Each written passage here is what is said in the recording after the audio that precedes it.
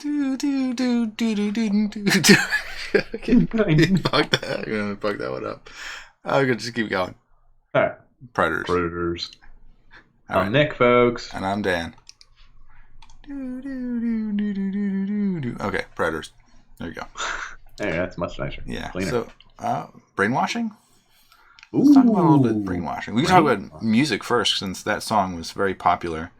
And people tend to like back in things, the heyday. Yeah. Rhythm. Mm-hmm. Back. Yeah. How many months ago plus Years this release ago? date? Who knows? Yeah, but it was huge. Like, there's music, there's stuff that catches your eye, that's stuff that attracts you to it without reason. You probably don't even really listen to the lyrics of most songs. It just has a rhythm that you kind of like flow into and you follow. Yeah, sure. And you may not realize that it's sneaking in your brain. It's getting stuck there. Yeah. So you can recall it later. An earworm, is it called? Hmm. In music? Yeah, it is, Earworm. actually. A little hook. Actually, yeah. It's actually, I watched a lot of videos and scientific things on them. It's like a real thing. Your brain really craves a certain pattern that's not too easy, but it isn't too hard. It's pretty, like, in between. 4 chords that made $1 million? Is that? There are 4 chords that literally have made well over $1 million. There's, like, if you can find, like, 50% of, like, popular average rock songs that are all based on these 4 chords. They're all the same.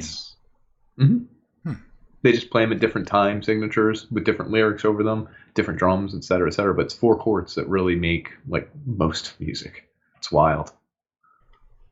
Do you feel like once you've listened to those 4 chords that it's very hard to like break out of doing something different? That like the uniqueness is lost because you keep repeating the same thing that you've heard before? Maybe, but I don't know if that's intentional, and I don't know that it's because you're in the middle of it, and I also don't know that because naturally it does sound good. It's not like it's a bad thing that someone made and everyone's like, oh, well, let's just copy it because it's cool. It literally sounds nice. It has a good resolution to it. There's a build. It's not perfect symmetry, so I think it leaves the ear, like I mentioned, how something isn't perfect. It has to have an imperfection. It has to be easy enough to understand, but difficult enough to keep your brain gnawing on it. And that's kind of anything that gets at you, sticks in you, you know? So I think what you said there is that you have something inherent that you need, and this gives it to you. So you're talking about music, but actually all of that applies to religion. Did I almost? Yeah, you almost segue you right there. That That's slide amazing. right in. So yeah, early on when I was younger, my mom's family is very religious. They're very like intolerant. I'll start off with that. Yeah, I can see that. And they try, like, I remember, like, even when I was, like 10 or 11, like, they would try to, well, I went to Catholic school for grade school and high school. And they would even, like, try to, like, I think you went to private school for high school. Yeah. Well, I don't think they tried to. I think I chose that. But they guilted you into, like, going and believing, like, all they believe, even though they're a la carte Christians or whatever you want to call it. Yeah, of course. Yeah, everyone is. They're like, you should follow this religion to the T, except what I don't follow. And it's like, what don't you follow? So, well, it depends what happens in my life, and I'm going to choose depending on whatever suits me at the time. I'm a big drinker. I cheat on your mother. Oftentimes, I'll take God's name in vain, and I'm a gambler. Big old gambler. Yeah. Other than that, to a T. Yeah, perfect. I'm going to heaven. To a T. No problem. So I remember going to school and having teachers that would, like, there's one about, like, there's a Bible story about how, I don't know if this is actually a Bible story. One of my teachers believed that dinosaur bones weren't real, that they were placed there by God. Not in the Bible at all. That's awesome. That's literally my favorite comic. Or it's like that is the coolest. Test your faith. Yeah. Test of faith. It's like why did dinosaurs discover bones? God put them there to make them look incredibly old to test our faith. Yeah, don't doubt him. It's like, doubt who? Holy he doesn't exist. I don't know who you're talking about. Listen, and people can believe whatever they want. I have no problem. Yeah. But that dinosaur one is like total cop out. Yeah. It's the ultimate brainwash because it's something like, oh, scientific fact. And it's like, no, this isn't. Oh, God put that there to mess with the scientists. Yeah. Let's spin the science. That's incredibly spinny. That's the biggest spin. There's even like crazy, like the same teacher was adamant about everything religious. She even said like there's a Bible story about how they overtook a city, like one of the armies was marching. Instead of attacking it, they just walked around the city for like days. They circled the city repeatedly. I believe this is Jericho and David, and he had some kind of a weapon that he had that he didn't want to use, the Ark of God or something like that. Ark of the Covenant, and they marched around something. It might have been the Ark of the Covenant. Anyway, they marched around the city several times, and then eventually the people gave up, or the walls caved in, or something magic happened. But yeah, sweet. It really happened. They actually attacked them and murdered them, and then it's like Bible story. So like you get these stories, and I'm kind of surprised that we teach our kids, like we attempt to teach our kids like those stories when we're young, because I was told that when I was like very little, and it's kind of bizarre that like the morals are good. Like you can take the morals out of the brainwashing and be like, okay, that's fine. He's learning how to be a good person, but that's okay. But like there's elements to it that it seems like these people believe like wholeheartedly, like that happened. That's a historical fact. It's like the book was written 2,000 years ago, and it was about events that probably never, maybe a bit of truth, but never probably happened. It's funny because I'm going to take the opposite side than you. Mm-hmm. I actually don't have a problem with people who kind of I think they overly believe in it and all that. I myself was raised Catholic school, Catholic high school, Catholic everything. Went to church just about every Sunday. I was a lecturer. I used to read. Yeah, I'm excellent orator. Oh, that's fantastic. Yeah, I'm glad you noticed. Loquacious. Yes. So I don't really have a problem with the people and wanting to believe it and telling the stories and everything else, because I don't think it's that different than like saying you love the Star Wars stories and you friggin' love them. They're made up and like someone will tell you. But in 100 years from now, 500 years from now, if there weren't written records and these stories were passed on and on, eventually you get some people who are so feverishly into it that they would claw your eyes out if you said the name of the wrong inhabitants of the wrong planet, or were friends with the Tatooine or friends with this, and they'd be like, that's the stupidest thing I've ever heard. One thing on Tatooine? Oh my God, do you not know about the Resistance? And people are screaming the Battle of Rothgar? And you get people who would be so immersed in it that they raise their kids to know all the facts. Like you guys would have little cool sayings. Maybe you'd attend yearly events where you worship these people, you talk about these people. Eventually it just gets so out of hand that, I mean, yeah, it's stupid. But the story itself, I think some of them are really cool. There's some of the cooler, well-written prose of the time. It wasn't even written by like one guy. These are just all the old stories.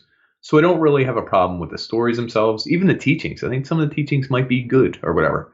It's that people go too far, I would say. Yeah, they try to be strict about it. So this is where I kind of rebelled when I was little, is that my mom had forced me to go to church, and I didn't like going to church because I didn't find it relevant. So there are moments where she would, she would say like, time to go, and like she'd be like a prison warden, and I would like bust out the back door and like sprint into the woods like a wild child. And she gets so mad and so angry. And even to this day, she's still like very like upset that I would like split off from the religion. So much so that like I get it from my other relatives. Like my aunts will say like, I can't believe that you did that to your mother. I was like, I'm 34. What the hell are you talking about? Like, how could you possibly like blame me for something that like you still believe and you're telling an adult?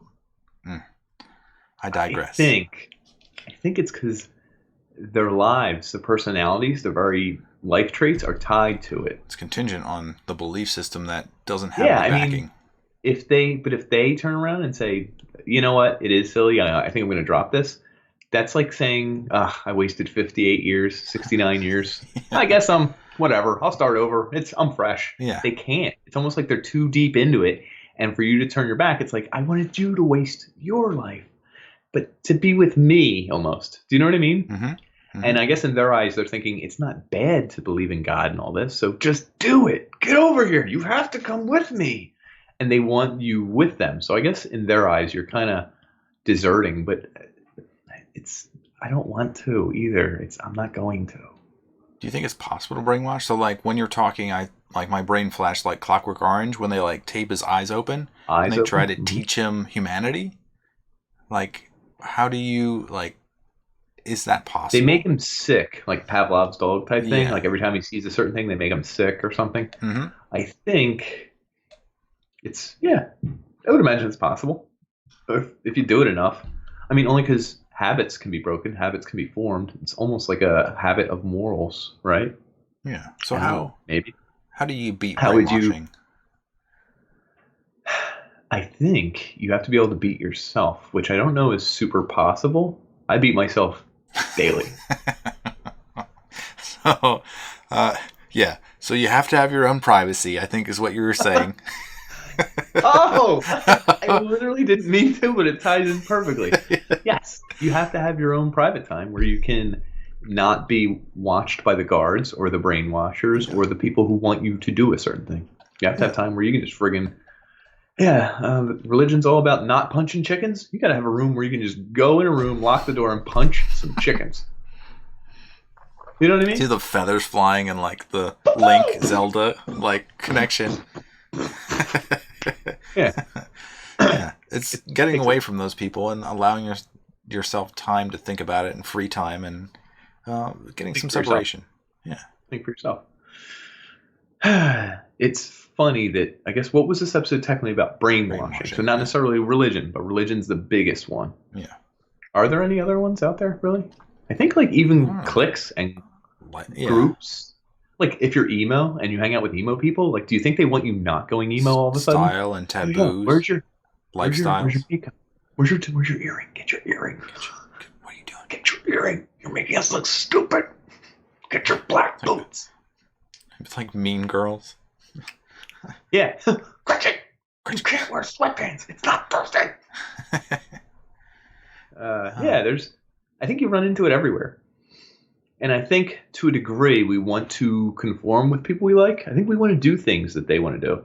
It's just when does it become so much that it's like, damn, you killed all your relatives? Now I got to kill all my relatives? This is like a cult all of a sudden. Like, you know what I mean? Knife. Hand me the knife. Okay, we're going to chop off our nuts and then drink this special soda and stare up at the asteroid? Okay. We didn't talk about it just cults. feels like a... I know. They're the ultimate. They are the ultimate brainwashing. Like, literally, they're brainwashing done feverishly, high-pitched, extreme, just boom, resulting in you killing yourself. Or killing someone, usually. I guess not always. There are sex cults that... Yeah, there's sex cults. You don't there's have like, to kill. Labor camp cults. They just like... Yeah. Join the movement so that you can build a city for us. Like, but they never want you to leave. Like, no cult ever wants you to leave. No group ever wants you to leave. Because I guess you only become less powerful that way. And you don't want to give up your power. Yeah, I think there's a way that they try to manipulate you so that you're useful to them. And I think that's the way that most brainwashing works, is that you're trying... Well, that's business. Yeah. Right? I mean, if you're... I'm being serious. Work for us for 40 years because we're going to give you minimum wage. I mean, even the church, dude, they want your services. They want you to be a lector. They want you to be a minister. They want donations. They want you to show up to all the potlucks. They have programs that they feed off of one another. So it is all feeding into itself. And that, I guess, is part of the brainwashing. You're turning off the outside world, whether it's the outside religions, outside this. You're only spending time in certain groups with certain people. Yeah, promoting it. Mm-hmm. Bringing people in. Tithing. Mm-hmm. Growing the pyramid. What is tithing? 5% or 10% of your income? I've heard a lot of people, like, I've heard people actually tithe like 10 grand, like 20 grand when they don't make. Well, it's supposed to be a percentage of the income you make. So it's sizable. I think 10 or 20%. It is. 20% would be that's ridiculous. Yeah, I know. You give 20% to religion? Okay. No, I couldn't afford that. How the hell? No, I couldn't. Well, I could afford it, but I just won't. Yeah. So let's kind of wrap up brainwashing. How to spot it? Like, what would you do to stop it? I don't know. Do you know if you're being brainwashed? You need to get away from those people and take your time. There's a porcupine tree waiting phase 2 quote that I will never forget. The brainwashed do not know that they are brainwashed. Precisely. You got to get them out of that circle. Break the cycle. Break the habit. You got to grab them by their shirt collar and make them do acid away from their boss. I'm gonna blind submit this wreck, whatever you call it. Yeah, order. It doesn't matter. Yeah. But brainwashing, dude. It happens in small forms and large forms. In friendly ways and non-friendly ways. Yeah. You gotta... Do you know, I have Jehovah's Witness that come to my door every 2 weeks. Oh, yeah. It's the same guys. Uh-huh. No, they talk to me. They know my name. They write it down. They give me the awake stamp. Well, that's the creepiest part is that they have notes on you. They don't know you personally. They just like open up a book and they're like, "Oh, is Nick here?" And they'll be staring straight at you, and you'd be like, "How's your son? Are you the son?" I'm both the father and the son. Oh, holy! Yeah, they just start saying holy things. So yeah, I love those guys. Yeah. And they could never win me over, but I'm very nice to them. I'm polite. I give them like 5 minutes, and I'm like, "Sorry, guys, I gotta go." Yeah, I gotta go. Do you think at a certain age you can't be brainwashed? 25. I'm sorry. You're probably 25. You're like, you're done. I'm too old. Yeah. So avoid them at all costs. Don't get brainwashed. Right? Yeah. Is that your advice? Yeah, I think so. And make your own time. Think your own thoughts. Dream your own dreams. Pursue a life lived. Listen to us. Donate to our Patreon. We will tell you so many keep good listening things to the next episode. To make your life better. Just keep donating and keep clicking our links. And do not watch any other videos. Join us. Predators.